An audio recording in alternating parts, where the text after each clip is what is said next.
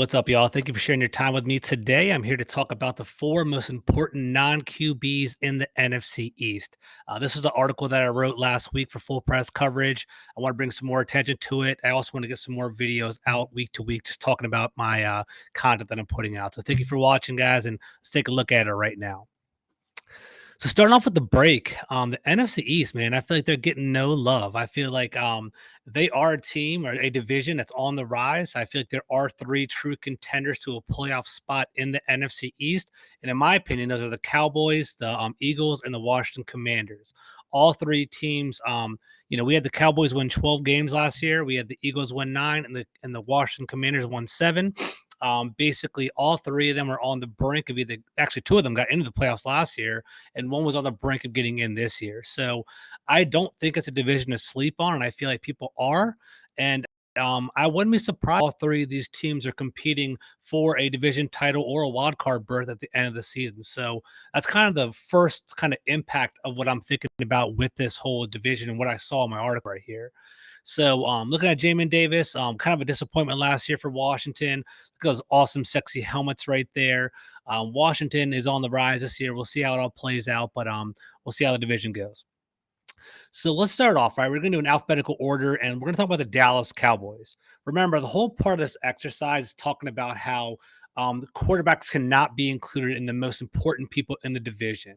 And when you think about the Dallas Cowboys, you can think about Ezekiel Elliott, you can think about other people like that. But honestly, in my opinion, the most impactful person on the team, freaking terror, straight Michael Parsons, man. I saw him live last year. He's a straight menace, the closest thing I've seen to Lawrence Taylor in a very, very long time. He took the world by storm last year. And I think if the Dallas Cowboys are going to be a contender again, someone that's serious to compete again, we'll get that 12-win plateau again. We'll see what happens. But I do think Michael Parsons is that skeleton key in order to be successful. The Dallas Cowboys offense was number one overall last year. They had over 500 points. They performed very well. They blew up a couple games. They blew up against the Washington Commanders last year, scoring 42 points in the first half. They got something special there. I do think they are going to regress a little bit without Amari Cooper, Michael Gallup coming off a torn ACL. The team is kind of at its it might take a little step back on offense, right? But last year, the story with the Dallas Cowboys was how they actually grew on defense. With the 12th overall pick, they selected Micah Parsons. He was kind of a consolation prize because they wanted Patrick Surtain to basically be a shutdown corner opposite Diggs last season.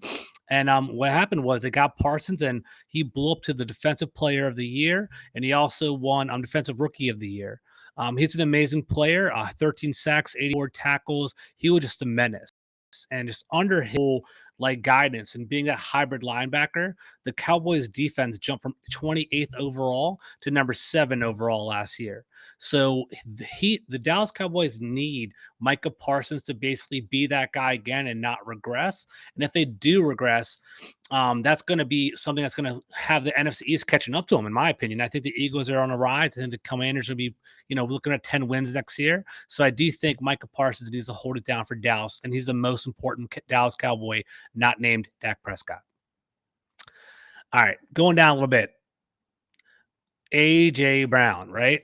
It's kind of funny that the most recent player on the team is the most important, but I do think that's the case with A.J. Brown.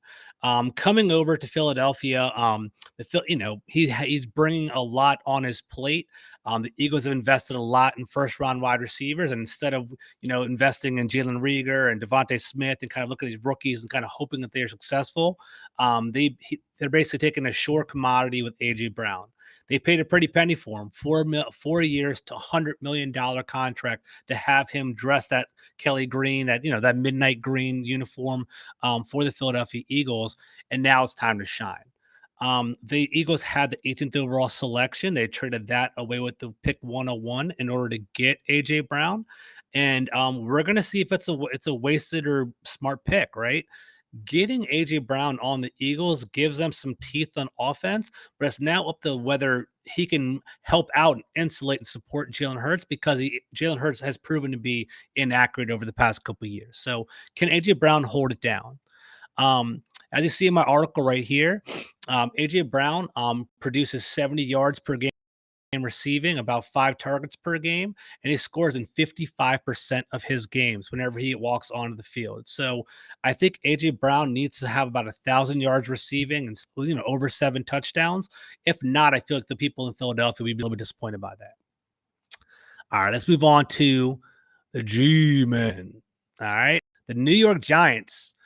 New York Giants are young, man. I was thinking about Saquon Barkley here as maybe the most important player on their team, but I don't see Saquon being part of the long-term solution. I think they're kind of at a standstill with his contract.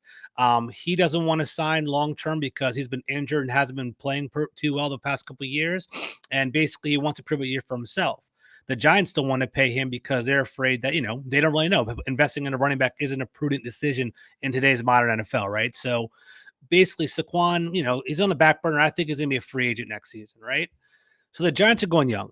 They spent their 5th overall selection on Kayvon Thibodeau. They basically have Evan Neal later on in the top 10 picks. They are building from the inside out and building something pretty sustainable, I think. I think the between Marty Winkendale as a defensive coordinator, Shane as their new GM, Dabble as a new head coach, the Giants are starting to come together and having some like real credible pieces in their organization. And they need to start off and build with Kayvon Thibodeau to basically build up that long-term success. The Giants have been successful with their defensive front in the past. JPP, Justin Tuck, Strahan, they had some success there. It's going to be a long-term development for them, about 3 years. And they have to start with hitting on Kayvon Thibodeau. So hopefully he'll hold it down. We'll see how it goes. All right, now to the home team that I cover, the Washington Commanders. There is plenty of players for them to be, for them to actually hit to be successful. But the one main guy that I think Washington has to, see improvement from is Mr. Number 2 overall selection, Mr. Chase Young, right? Chase Young had a horrible, nightmarish sophomore season. He had 8 games, only had 1.5 sacks, very few pressures, and he just was not the person that we saw that first year, that rookie year where he won Defensive Rookie of the Year. Chase Young had a lot of there's a lot of like whispers and baggage about him during the offseason. He wasn't in Washington Commanders training camp. He wasn't showing up. Apparently he was kind of like being carte blanche and he was kind of being free with his own technique in regard to getting to the quarterback last year, and he didn't produce like he wanted to. Washington missed out. With the number 2 overall pick, they could have had anybody to build their team around, and they chose Chase Young, and he was deemed generational. He was deemed as that Nick and Joey Bosa-esque, that class of defensive edges. So hopefully he'll actually come to that occasion. The common talk in Washington circles is we could have had Justin Herbert instead of Chase Young. I don't necessarily pay attention to that because Justin Herbert wasn't the talk of the town at number 2. It was Tua at that point, but I digress. I think Chase Young needs to be that defensive player of the year. He needs to have, at the very least, he needs double-digit sacks to make a production, to make a big jump for the Commanders, and he needs to provide some teeth. If he provides 10, Montez Sweat provides 10 sacks, then Washington's on to something. And I think he needs to be the defensive captain, both on and off the field, for the Washington Commanders to be successful. So, guys, ladies and gentlemen, that's my 4 top most important players in the NFC East. I hope you enjoy listening. If you do enjoy the content, please like, subscribe, and review. Take care. I'll talk to you guys soon. Peace out.